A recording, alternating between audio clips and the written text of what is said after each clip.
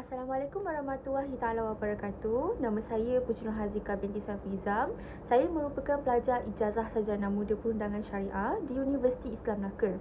Baik, yang pertama sekali saya ingin mengucapkan terima kasih kepada SV saya iaitu Ustaz Abdul Karim bin Ibrahim yang mana beliau banyak menolong saya dalam menjalankan artikel ini iaitu artikel saya yang bertajuk Cabaran Peruntukan Pelaksanaan Diat dalam Undang-Undang Jenayah Syariah, Analisis Terhadap Enakmen Negeri Kelantan. Baik, yang pertama sekali adalah pengenalan iaitu diat ni ialah satu pampasan kewangan yang disyariatkan dalam Islam bagi kes pembunuhan tidak sengaja dan kecederaan anggota sama ada sebagai hukuman asal atau alternatif kepada qisas. Walaupun hanya negeri Kelantan memperuntukkan diat dalam enakmen Kanun Jenayah Syariah 1993 pindaan 2015, pelaksanaannya masih terbatas kerana kekangan bidang kuasa di bawah Akta 355 dan Perlembagaan Persekutuan. Walaupun diat ni diiktiraf dalam hukum Islam, ia belum dapat direalisasikan di mahkamah syariah di Malaysia. Ketidakseragaman enakmen antara negeri menimbulkan jurang keadilan apabila hak mangsa ni bergantung pada lokasi kes, bukan prinsip undang-undang yang konsisten. Tambahan pula, tiada kes yang direkodkan berkaitan pelaksanaannya dan menimbulkan persoalan tentang tahap kesiapsagaan institusi kehakiman syariah. Kajian ini menumpukan persoalan utama iaitu bagaimana konsep diat ni menurut hukum syariah diterjemahkan dalam Undang-Undang Jenayah Syariah di Malaysia. Apakah cabaran utama enakmen negeri Kelantan dalam memperuntukkan hukuman tersebut dan apakah bentuk penambahbaikan yang boleh dicadangkan untuk pelaksanaan yang lebih praktikal. Jadi, kajian ini penting ia kerana membincangkan isu ketidakseragaman diat antara negeri yang boleh menjejaskan prinsip keadilan dan hak mangsa. Ia membantu usaha reformasi undang-undang syariah agar lebih adil dan selaras dengan maqasid syariah di samping memberi sumbangan akademik serta panduan kepada pembuat dasar dan institusi kehakiman dalam menyelaraskan pelaksanaan diat di Malaysia. Penyataan masalah. Walaupun diat ini telah diperuntukkan dalam hukum Islam dan enakmen negeri Kelantan, pelaksanaannya di Mahkamah Syariah Malaysia masih belum dapat direalisasikan dalam ketidakseragaman antara negeri, tiada kes yang direkodkan serta kekangan bidang kuasa yang menimbulkan persoalan tentang kesediaan institusi kehakiman syariah. Selain itu, objektif kajian saya iaitu yang pertama sekali ialah mengenal pasti konsep dan asas pelaksanaan diat menurut hukum syariah serta bentuk penerjemahannya dalam sistem perundangan jenayah syariah di Malaysia. Yang kedua, menilai sejauh mana cabaran enakmen negeri Kelantan memperuntukkan diat secara konsisten dan jelas. Dan yang ketiga adalah mencadang penambahbaikan terhadap pelaksanaan diat dan prosedur kehakiman yang terlibat. Baik, yang seterusnya adalah metodologi kajian yang mana saya menggunakan untuk analisis data menggunakan kaedah tematik dan kaedah analisis kandungan yang meliputi mengenal pastian dan analisis tema daripada data temubual iaitu data temubual bersama Yang Arif Tuan Muhammad Dabil bin Muhammad Syukri iaitu merupakan Hakim Mahkamah Rendah di negeri Kelantan. Dan kedua, struktur kajian iaitu kajian ini menggunakan pendekatan kualitatif dengan memfokuskan memahami makna. Kajian ini tidak melibatkan sebarang numerical.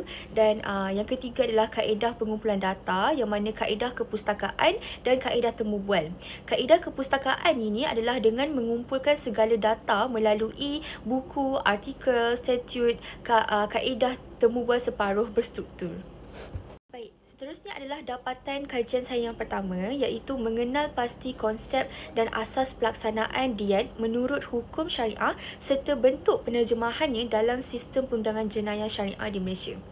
Iaitu diat ni dia telah lama diamalkan sejak zaman Arab Jahiliyah dan kemudian diterima dalam undang-undang Islam dengan beberapa pengubahsuaian iaitu ia merujuk kepada sejumlah harta atau wang yang wajib dibayar penjenayah kepada wali atau waris mangsa sebagai pampasan atas jenayah yang menyelibatkan nyawa, akal atau anggota badan.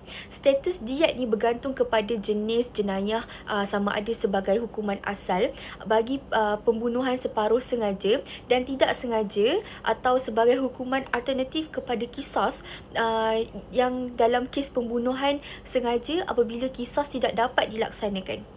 Prinsip diat juga tidak hanya terbatas pada pembunuhan, bahkan turut meliputi jenayah kecederaan yang tidak membawa kepada kematian. Pelaksanaan diat di Malaysia ni terhalang kerana Mahkamah Syariah hanya mempunyai bidang kuasa terhad di bawah Akta 355 walaupun Kelantan memperuntukkan dalam enakmen Kanun Jenayah Syariah Pindaan 2015, ia masih tidak dapat dilaksanakan kerana bercanggah dengan kerangka perundangan persekutuan. Ketidakseragaman enakmen negeri menyebabkan jurang keadilan ditambah dengan tiada garis panduan operasi hakim, kekangan Baitulmal dan ketiadaan mekanisme pengharmonian dengan undang-undang sivil. Jadi yang terakhir sekali ialah diat ni ialah hukum syariah yang jelas asasnya dalam Al-Quran dan As-Sunnah, namun di Malaysia pelaksanaannya belum berlaku kerana halangan perlembagaan dan bidang kuasa. Mahkamah Syariah tidak mempunyai kuasa untuk kes jenayah berat seperti pembunuhan. Menurut Tuan Muhammad Nabil bin Muhammad Syukri, berpandangan diat ni boleh diterjemahkan dahulu dalam undang-undang sivil sebagai pampasan. Langkah ini lebih praktikal sebelum diat ni benar-benar dapat dilaksanakan di Mahkamah Syariah. Seterusnya adalah dapatan kajian yang kedua saya, iaitu menilai sejauh mana cabaran enakmen negeri Kelantan ni memperuntukkan diat secara konsisten dan jelas. Baik, yang pertama sekali adalah cabaran bidang kuasa, iaitu pertindihan antara Mahkamah Syariah dan Mahkamah Sivil yang menjejaskan pelaksanaan diat. Seterusnya ketiadaan prosedur yang jelas yang mana tiada garis panduan seragam mengenai kadar, pembayaran dan penguatkuasaan diat. Yang seterusnya pula, kadar diat yang tinggi tidak praktikal dalam konteks ekonomi Malaysia ni, di Malaysia menimbulkan isu keadilan kepada mangsa dan pesalah. Yang lain pula, keperluan penambahbaikan, iaitu perlu ada penambahbaikan daripada garis panduan terperinci, mekanisme penguatkuasaan yang mantap dan penyesuaian kadar diat yang realistik dan realiti semasa. Selain itu, halangan utama adalah perlembagaan mengahadkan bidang kuasa Mahkamah Syariah. Negeri tidak mampu laksanakan diat sepenuhnya. Seterusnya, cadangan berperingkat. Aplikasi diat dalam ruang semasa ni contoh pampasan kecederaan dalam undang-undang keluarga. Yang lain pula, isu kepakaran dalam hakim. Hakim perlu kuasai hukum, syarak dan aspek perubatan anatomi bagi menentukan pampasan yang adil. Yang lain, ketiadaan sistem akilah yang mana sukar laksanakan bayaran diat yang besar dalam masyarakat moden dan perlu alternatif seperti takaful dan Baitulmal. Yang terakhir sekali adalah faktor politikal, iaitu tiada political will yang kuat kerana sukar laksanakan diat walaupun ada enakmen negeri.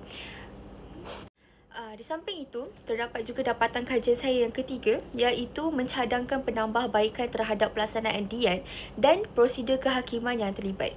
Jadi, yang pertama sekali adalah penubuhan unit jabatan khas kadar pampasan yang realistik dan latihan pegawai mahkamah untuk menguruskan kes secara sistematik. Yang kedua ialah pindaan jelas terhadap fasal 24 enakmen Kanun Jenayah Syariah 1993 Pindaan 2015 Kelantan supaya definisi kadar dan mekanisme diat selari dengan sistem perundangan persekutuan. Selain itu, penjelasan semula konsep akilah dalam konteks moden serta peranan Baitulmal, kerajaan negeri sebagai penjamin terakhir pembayaran diat, pelindungan hak mangsa dan keadilan prosedural melalui bantuan guaman, mekanisme rayuan dan penguatkuasaan yang lebih adil. Selain itu juga adalah pelaksanaan diat ni mesti secara bertahap, bermula dengan bidang kuasa negeri seperti kes keluarga sebelum diperluaskan kepada kes jenayah yang lebih berat. Pindaan enakmen sahaja tidak mencukupi, perlu ada penyesuaian dengan perlembagaan persekutuan kerana kuasa siasatan dan pendakwaan masih di bawah pusat. Selain itu pula, sistem akilah Arab ni tidak sesuai di Malaysia kerana alternatifnya ialah takaful, skim caruman khas atau khairat kematian untuk pembayaran diat. Pelaksanaan ni mesti dibuat berperingkat dengan sokongan ke pelbagai pihak seperti polis, doktor, agensi negeri agar hak mangsa tidak terabai dalam sistem diat dan sistem diat ni dapat berjalan dengan lancar. Dan seterusnya saya berpendapat juga untuk mencadangkan penambahbaikan ini adalah kita meminta bidang kuasa, kerana bidang kuasa sangat terhad kan. Jadi saya mencadang untuk buat penambahbaikan dengan minta bidang kuasa untuk melaksanakan diet ini. Yang seterusnya, kepentingan kajian saya iaitu menjelaskan jurang antara teori peruntukan diet dalam enakmen dengan realiti pelaksanaan di mahkamah serta membuka ruang cadangan penambahbaikan secara bertahap.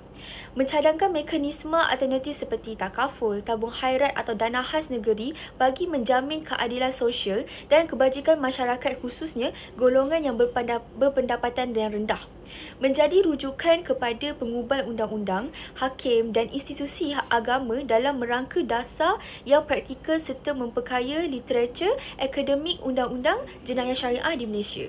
Seterusnya adalah cadangan kajian, iaitu bentuk bayaran diet perlu dikaji secara mendalam kerana sistem akilah ni tidak relevan. Sistem perbankan menyulitkan golongan B40 dan Baitul Mal sudah terbeban dengan tanggungjawab fakir miskin. Selain itu, diet juga mesti dilaksanakan bersama kisah supaya tidak menguntungkan golongan yang kaya semata-mata dan menekankan golongan yang miskin, serta perlu disesuaikan dengan tahap kesanggupan masyarakat.